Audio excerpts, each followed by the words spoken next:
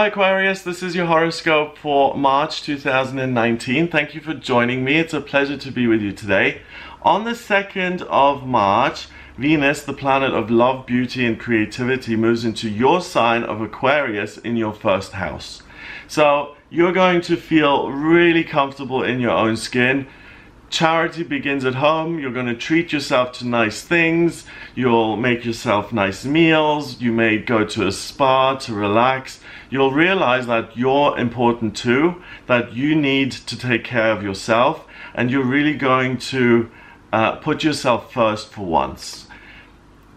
Venus stays in your sign of Aquarius in the first house until the 27th of March. Then it goes into your second house of money in Pisces, and you're going to focus on money and how to be of service. So make sure that you use the majority of March to give yourself a little bit of a break and to take care of yourself and to be nice to yourself. On the 5th of March, Mercury, the communication planet, goes retrograde, and it stays in retrograde until the 28th of March. Mercury is a communication planet, so, you know, the electricity doesn't work, or letters are lost, or the trains are late, things like that. But it's the way you think, and it's the way you communicate. It's in Pisces, in your second house of money. It's joined by Neptune, the planet of dreams, imagination, intuition. The Sun, your identity, what fills you up, what gives you a sense of power. The transiting midheaven, which has to do with work, and the Moon, which is the most sensitive part of who you are. So this Mercury retrograde allows you to intuitively look at how you're making money, whether you feel good about it, whether you're being of service to other people, or whether you're making money in a way that doesn't serve other people. And with that Venus in Aquarius in your first house of self, you have great access to your inner self. You know, we always want people to understand us and to know us, but often it's really hard to understand ourselves sometimes. We're complicated beings, and sometimes we don't even know what we're doing. So this Mercury retrograde for you is a blessing because of that combo with Venus, because you're going to look at and intuitively feel, this is work that I could be doing that would be much more useful to other people. And then you tap into a spiritual law. When you add value to other people's lives, you get that back 3 times. So Pisces is about spirituality, it's about psychic ability and the intuition, it's about creativity, and it's about being of service to other people. So if you ask, how can I be of service to others? You'll intuitively get messages, and you might express yourself creatively, or you may decide to literally take care of other people. But you're going to get a definitive answer on your existing career and what you're doing and whether that's positive or not. So watch out until the 28th of March. Listen to your feelings, because they're going to be repetitive and they're going to give you great answers when it comes to money. On the 6th of March, that's going to be heightened because you have a new moon in your second house of money in Pisces. I'll make a separate video on this, but a new moon is when the moon is pitch black. It pulls in lots of energy to recharge itself for its next monthly cycle, and it's in your second house of money. So it's pulling all this Pisces energy in, making you even more intuitive and really giving you this amazing freedom from your financial life and to look at it for what it is. Because people get weirdest when you talk about sex or money. It's not something that a lot of people have a clear view on, and you're going to really be able to fix that. So you're luckiest out of all of the signs of the zodiac as far as sorting out your money and your financial life.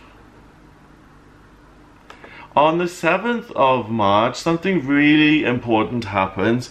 Uranus is an outer planet, and it changes signs every 6 to 7 years. It's been in Aries for a while. It now goes into Taurus, the sign of money, stability, sensuality, and creativity. until 2025, 2026. Uranus is the planet of rebellion, eccentricity, the miraculous, the unexpected. It's like putting a plug in a socket to make the appliance work. It's electricity, it's real energy. And it's in Taurus in your 4th house of family.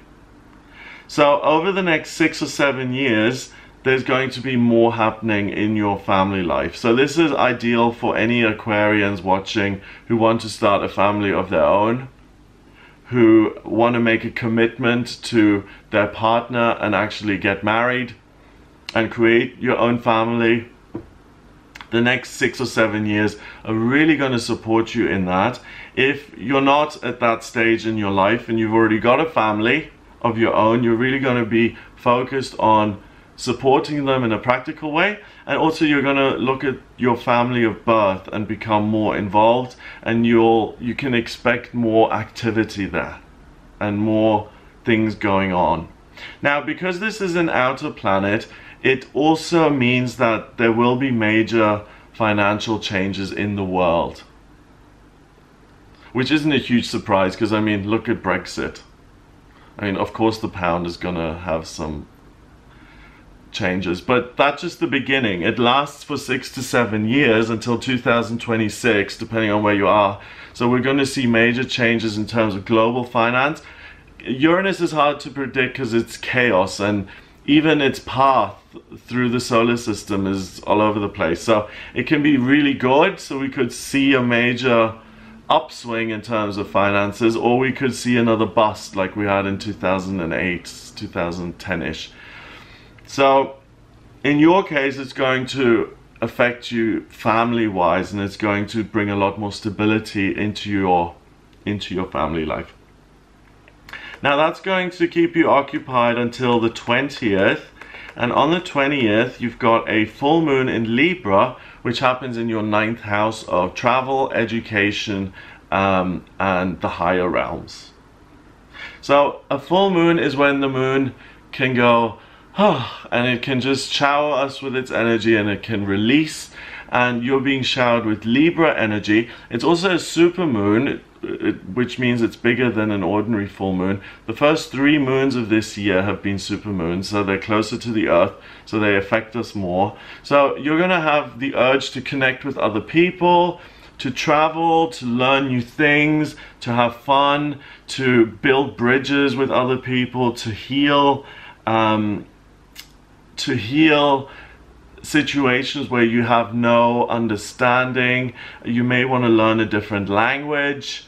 It's all about new beginnings and broadening your horizons. So the time around the 19th, 20th, and 21st are great to do any of those things. It's also the spring equinox, so spring has sprung on the 20th. There's equality between night and day. If you're in the northern hemisphere, the days are going to get longer now, hooray. And the sun moves into Aries, and the sun moves into Aries in your 3rd house of communication. Now, that's interesting because we still got 8 days left until Mercury goes direct. So with the sun in Aries in your 3rd house of communication, you're going to have an even clearer understanding of what you can do to make money in a way that's helpful to other people, and you can examine what you're already doing, or if you're unemployed, you can start a new business. And once the sun goes into Aries in the 3rd, you're going to be much more willing and likely and driven to actually take practical action to make changes to your financial life. So that becomes a big issue. Not an issue, but a big area of focus, because you're really blessed with seeing how you can make money and help other people. And I mean, that's the best way to make money, you know, because you get a round of applause, people love you, you become well known, and you get paid. So that's a great way of operating. That is something that you'll be considering. The transiting midheaven, which is your work, also goes into your 3rd house of communication. On the 31st of March, we've got Mars, the male principle, going into Gemini in your 5th house of romantic relationships. So moving into April, you're really going to be interested in romantic relationships now. If you're single, you're going to look for partnerships. If you're in a relationship, you're going to work on the communication. You're going to look at whether it works and whether it doesn't. But that's for April. You're going to be focused on your personal life. So use this opportunity here in March to sort out your finances and to really do something that you love and that allows you to add value. So that's what I get for you here in March. I hope you have a wonderful month. If you would like a personal reading with me, then please get in touch via my website. It's gregoryscott.com. Click on the readings tab to audio reading. In the personal readings, I use astrology, tarot, and numerology. The astrology chart, I don't know, people don't take astrology seriously, but I just think it's so amazing that I have access to this information because it shows me where you've been in past lifetimes, what your life purpose is this time around, what your vocational aptitudes are, what's destined for you in money and personal development and career and finance and love and children, romance, physical health, working routine, travel, moving. If you aren't sure about another person, I can compare your horoscopes and see if you're a compatible match, and I can also look at what's coming up in future via the predictive astrology and the tarot. So if you're interested in finding out what's happening with your money or when things are going to turn better financially or become better financially, or when the soulmate is going to appear, then get in touch with me for a personal reading. I can answer those questions for you. Have a wonderful March. If you like these videos, then please share them online and hit the subscribe button. And I'll speak to you next month.